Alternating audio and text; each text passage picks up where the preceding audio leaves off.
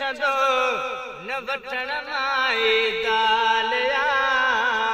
तो हुक्मरान अवाम जो जीअण ई जंजालवा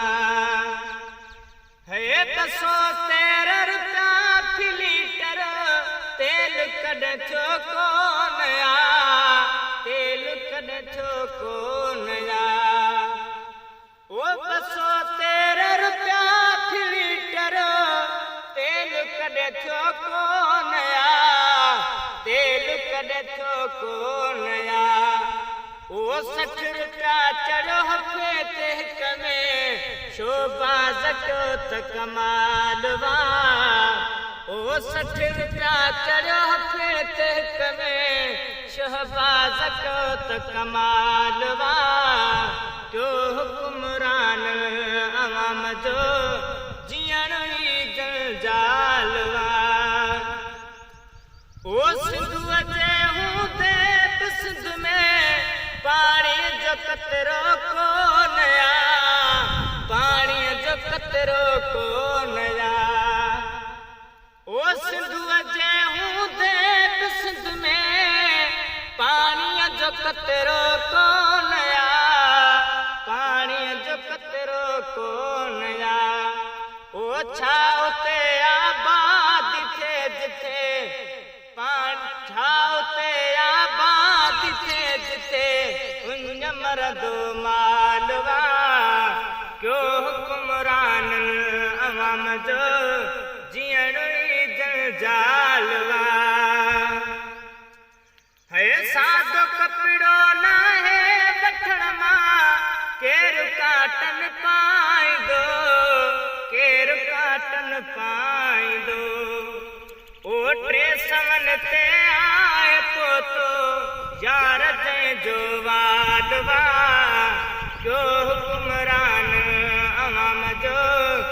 जीअण ई जंजालवा है गैस बिजली रोड रस्ता कोन्हन कंहिंखे मिलिया कोन्हन कंहिंखे मिलिया है गैस बिजली रोड रस्ता कोन्हन कंहिंखे मिलिया कोन्हन कंहिंखे मिलिया ओ पोइ बि झुमरियूं ई हणो था इहो असांजो हालवा जो हुक्मरान अवाम जो जीअण ई जंजालवा है छा लिखी मां छा लिखां दर्द पंहिंजे देश जा दर्द पंहिंजे देश जा ओ छा लिखी अॼु छा लिखां मां दर्द पंहिंजे देश जा दर्द पंहिंजे देश जा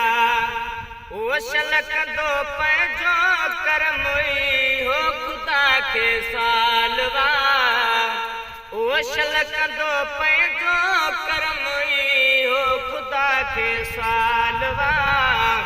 क्यों हुक्मरान अवाम जो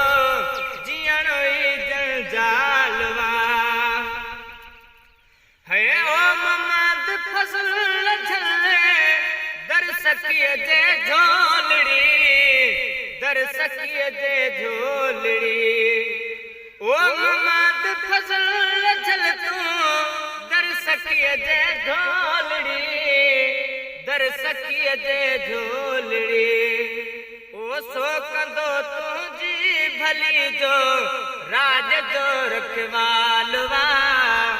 ओ सो कंदो तुंहिंजी भली सो राज जो रखवालवा क्यों हुक्मरान अवाम जो जीअण ई जंजाल